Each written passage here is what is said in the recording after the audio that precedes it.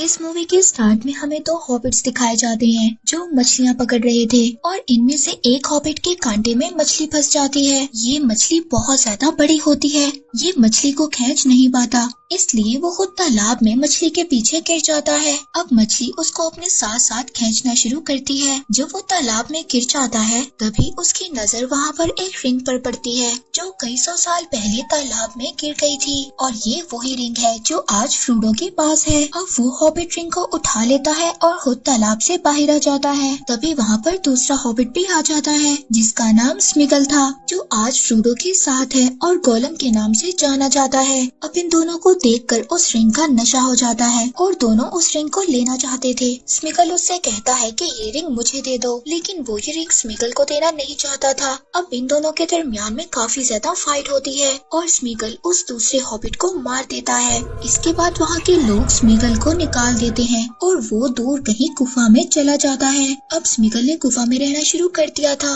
और वहाँ पर रहकर वो कच्ची मछलियाँ भी खाता था। अब आहिस्ता आहिस्ता ऐसे ही वक्त गुजर रहा था और 2500 साल बाद स्मिगल बिल्कुल पूरी तरह से बदल जाता है। अब कहानी दोबारा प्रेजेंट में आती है और हम देखते हैं कि गोलम फ्रोडो और उसके दोस्त सैम को आगे रास्ते पर लेकर जा रहा है। अब ये लोग मोरडोर से काफी दूर नहीं थे। अब गोलम एक दफा फिर अपने अच्छे और बुरे मन से लड़ रहा था। अब गोलम का अच्छा दिल ये कह रहा था कि उसे इन दोनों के साथ बुरा नहीं करना चाहिए, जबकि दूसरी तरफ गोलम का बुरा दिल ये कह रहा था कि इन दोनों को मार दो। हालांकि गोलम अब फ्रोडो पर यकीन भी नहीं करता।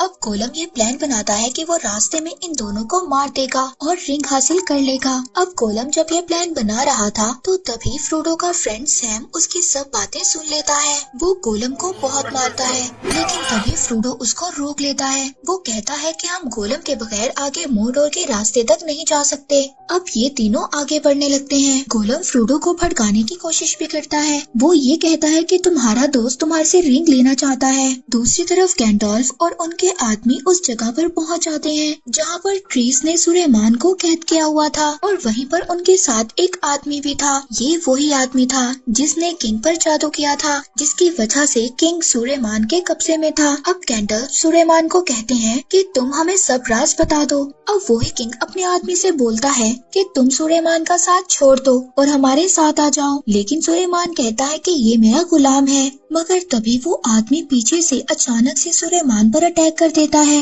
वो अपनी नाइफ निकालता है और सुलेमान की बैक पर स्टैब कर देता है। तभी एल्फ नीचे से एक तीर मारता है। वो उस आदमी को जाकर लग जाता है और सुलेमान जब नीचे गिरता है तो एक लकड़ी उनके आर पार हो जाती है और वो भी मर जाता है। सुलेमान के पास एक जादुई बॉल भी थी। जब सुलेमान मर जाता है तो वो बॉल उनके हाथ से छूटकर पानी में गिर जाती है और वो एक हॉबिट उठा लेता है, लेकिन गैंडोल्फ वो बॉल अपने कब्जे में ले लेते हैं। अब सब लोग वहाँ से चले जाते हैं। रात को जब सब लोग सो रहे होते हैं तो वही हॉबिट देखता है कि गैंडोल्फ सो रहे हैं। वो उनके हाथ से वही जादुई बॉल ले लेता है। अब जब वो अपने हाथों में वो जादुई बॉल पकड़ता है तो उसको कुछ होने लगता है। दरअसल ये सारून की एक मैजिकल बॉल थी जिसके जरिए वो सुलेमान के साथ बातें किया करता था। लेकिन तभी गैंडोल्फ उठ जाते हैं और वो बॉल उससे वापस ले लेते हैं और वो हॉबिट बेहोश हो जाता है। जब उसको होश आता है तो गैंडोल्फ उससे पूछते हैं कि तुमने क्या देखा। वो उनको बताता है कि मैंने एक सिटी को देखा जहाँ पर आग लगी हुई थी। वो बताता है कि मैंने सारून की जलती हुई आग को भी देखा है। हॉबिट अब उस सिटी की बात कर रहा था जहाँ का राजा एरागॉन था और सारून को एरागॉन से डर भी था क्योंकि एरागॉन के ही लोगों ने पहले सारून की उंगली को काट कर उस रिंग को उससे अलग किया था। गैंडोल्फ उन सबको बताते हैं कि सारून ये बात नहीं चाहता कि मिडल अर्थ के लोग इकट्ठे हो जाएं। अब गैंडोल्फ उस सिटी में पहुंच जाते हैं जहाँ का ड्रीम उस हॉबिट ने देखा था। वहाँ का राजा बोरोमीर और फेरेमीर के फादर थे और वो अपने बेटे बोरोमीर की डेथ की वजह से बहुत ज्यादा परेशान थे और वो अपने छोटे बेटे फेरेमीर को बिल्कुल भी पसंद नहीं करते थे। गैंडोल्फ जब उसको बताते हैं कि उसका सिटी खतरे में है तो वो किंग किसी की भी हेल्प लेना नहीं चाहता था। गैंडोल्फ अब हॉबिट को बताते हैं कि सारून ने एक बहुत बड़ी आर्मी को इकट्ठा कर लिया है और अब वो बहुत जल्दी कॉन्डोर सिटी पर अटैक करेगा। गैंडोल्फ उसको बताते हैं कि सारून ने अभी भी अपने एक वॉरियर को छुपा कर रखा हुआ है और वो बहुत ही ज्यादा खतरनाक है। गैंडोल्फ उसी साई की बात कर रहे थे जिसने फ्रोडो पर अटैक किया था। वहीं पर दूसरी तरफ हम गोलम और फ्रोडो और उसके दोस्त को देखते हैं जो मोरडोर के रास्ते तक पहुंच गए थे। अब वो एक ऐसे पहाड़ के पास पहुंच गए थे जहां पर बहुत ज्यादा सीढ़ियां थी और उन्हें उन सीढ़ियों को चढ़कर ऊपर तक जाना था। यहाँ पर ड्रैगन और सारून की आर्मी भी थी, लेकिन वो लोग इन लोगों को नहीं देख पाते। अब ये लोग उस पहाड़ पर चढ़ना शुरू कर देते हैं। अब जब ये दोनों रास्ते में सो जाते हैं तो गोलम इनकी बची हुई रोटी को उठाकर नीचे फेंक देता है और उस रोटी के कुछ टुकड़ों को फ्रोडो के दोस्त सैम के ऊपर गिरा देता है। अब जब ये लोग देखते हैं कि उनके पास रोटी नहीं थी तो सैम बोलता है कि ये रोटी गोलम ने चुराई होगी। सैम गोलम को बहुत मारता है। दूसरी तरफ फ्रोडो की हालत बिल्कुल भी ठीक नहीं थी, क्योंकि उस तलवार की वार की वजह से फ्रोडो बहुत ज्यादा वीक हो गया था। सैम फ्रोडो से कहता है कि उस रिंग की वजह से तुम्हारी हालत बिल्कुल भी ठीक नहीं है, तुम ऐसा करो थोड़ी देर के लिए रिंग मुझे दे दो। लेकिन फ्रोडो सैम को धक्का देता है और उसको कहता है कि पीछे हटो। वो सैम से कहता है कि तुम वापस चले जाओ। इस बात से सैम को बहुत ज्यादा दुख होता है और गोलम अपने प्लान में कामयाब हो जाता है। दूसरी तरफ गोंडोर के किंग रोहान किंग की हेल्प लेना नहीं चाहते थे, लेकिन गैंडल्फ फिर भी रोहान किंग को आग जलाकर इस बात का इशारा दे देते हैं कि उन्हें मदद की जरूरत है। अब ये सब लोग उनकी हेल्प करने के लिए निकल जाते हैं। अब जब एक रात ये निकल रहे होते हैं तभी वहाँ पर आर्विन के फादर आते हैं। वो बताते हैं कि आर्विन मर रही है क्योंकि अंधेरे की ताकत बहुत ज्यादा बढ़ रही है और जैसे जैसे अंधेरे की ताकत बढ़ेगी सितारों की ताकत कम हो जाएगी और आर्विन मर जाएगी। लेकिन एरागोन आर्विन को बहुत ज्यादा पसंद करता था। वो एरागोन से कहते हैं कि तुम इस वार को कभी भी जीत नहीं सकते, दुश्मन की तादाद बहुत ज्यादा है। वो एरागोन से कहते हैं कि अभी भी पहाड़ों में कुछ साए हैं, तुम उनको भी अपने साथ आर्मी में शामिल कर लो। वो कहता है कि वो नहीं आएंगे। आर्विन के फादर कहते हैं कि वो आएंगे अगर गोंडोर का किंग उन्हें खुद बुलाएगा और वो एरागोन को एक तलवार देते हैं जिस तलवार से सारून को खत्म किया गया था और अब उस तलवार को दोबारा से नई तरह से बनाया गया था। अब एरागोन अपनी तलवार के साथ उन पहाड़ी रास्तों पर चला जाता है जहाँ से कभी भी कोई वापस जिंदा नहीं आ पाया था। तभी एरागोन का एक साथी उससे पूछता है कि हमें यहाँ पर क्या मिलेगा। तभी एल्फ उसको बताता है कि यहाँ के लोगों पर एक जादू है। इन लोगों ने गोंडोर के किंग की हेल्प के लिए वादा किया था, लेकिन इन लोगों ने हेल्प नहीं की और ये लोग भाग गए। इसीलिए इन लोगों पर ऐसा जादू है, जब तक ये गोंडोर के किंग की हेल्प नहीं करेंगे तब तक इनकी स्पिरिट यहाँ से आजाद नहीं हो सकती। और किसी ने ये भी कहा था कि गोंडोर का किंग एक दिन मूर्तों के रास्ते पर से होकर गुजरेगा और अब ये तीनों मूर्तों के रास्ते पर से होकर गुजरते हैं जहाँ पर बहुत ज्यादा खोपड़ियाँ पड़ी हुई थी और इन खोपड़ियों को देखकर इनके घोड़े भी यहाँ से भाग जाते हैं। तभी वहाँ पर एक स्पिरिट आती है और कहती है कि किसने यहाँ पर आने की इतनी हिम्मत की है। अब एरागोन वहाँ पर उस स्पिरिट से कहता है कि मैं गोंडोर का किंग हूँ, मेरे हुक्म को मानो। तभी वहाँ पर बहुत ज्यादा खोपड़ियाँ गिरने लगती हैं और ये तीनों अपनी जान बचाकर बाहर आ जाते हैं और बाहर आकर ये देखते हैं कि सारून की आर्मी नदी के रास्ते से आगे बढ़ रही है और अब काफी इंसान भी सारून के साथ मिल गए थे और इन लोगों ने आसपास के गांव को भी जला दिया था। वे पत्थर से एक साया बाहर आता है। वो एरागोन से कहती है कि हम लोग तुम्हारा साथ देंगे, हम लोग तुम्हारे लिए लड़ेंगे। दूसरी तरफ सारून की आर्मी गोंडोर सिटी पर अटैक कर देती है। वहाँ का किंग पूरी तरह से हार मान लेता है। वहाँ का किंग बिल्कुल पागल हो गया था। अब वो किंग ये समझ रहा था कि उसका दूसरा बेटा फेरिमिर भी मर गया है। अब वो लोग उसको जलाने लगते हैं, लेकिन तभी वहाँ पर गैंडल्फ आ जाते हैं। दूसरी तरफ बाहर सारून की बहुत बड़ी आर्मी होती है जिसमें बहुत ही बड़े बड़े हाथी और बहुत ही अजीब किस्म के ड्रैगन्स होते हैं जिनका मुकाबला करना बिल्कुल भी आसान नहीं था। दूसरी तरफ रोहान का किंग भी अपनी आर्मी लेकर वहाँ पर पहुँच गया था, लेकिन वहाँ पर सारून की आर्मी के इतने बड़े बड़े हाथी थे कि वो रोहान किंग की आर्मी को पूरी तरह से मार देते हैं। और तभी वहाँ पर वो साया भी आ जाता है। वो साया अपने ड्रैगन पर बैठ कर आता है। उसका ड्रैगन रोहान के किंग को उठाकर दूर फेंकता है, पर तभी उस किंग की भतीजी आ जाती है और वो उसके ड्रैगन का गला काट देती है। अब वो एक वॉरियर के ड्रेस में एक लड़की थी और वो छुपकर इस वॉर में आई थी। अब वो काला साया कहता है कि मुझे कोई भी आदमी नहीं मार सकता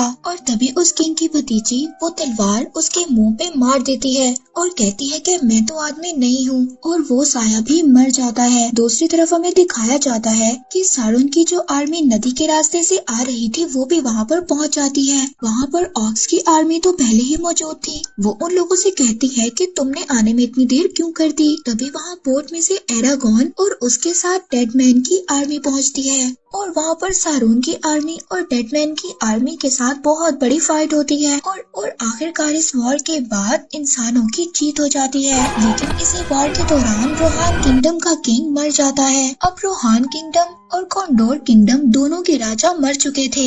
एरागॉन के पास डेडमैन आर्मी का किंग आता है और कहता है कि तुमने हमसे वादा किया था, अगर हम तुम्हारी हेल्प करेंगे तो तुम हम लोगों को आजाद कर दोगे। एरागॉन उन सबको आजाद कर देता है और वो डेडमैन की आर्मी हवा बनकर उड़ जाती है। दूसरी तरफ फ्रोडो गोलम के साथ आगे जा रहा था। जब सैम पहाड़ से नीचे उतरता है तो देखता है कि रोटी के कुछ टुकड़े पड़े हुए हैं, जिससे उसको गोलम पर शक होता है और वो फ्रोडो के पीछे दोबारा चला जाता है। दूसरी तरफ हम फ्रोडो और गोलम को देखते हैं जो अब एक गुफा में पहुंच गए थे।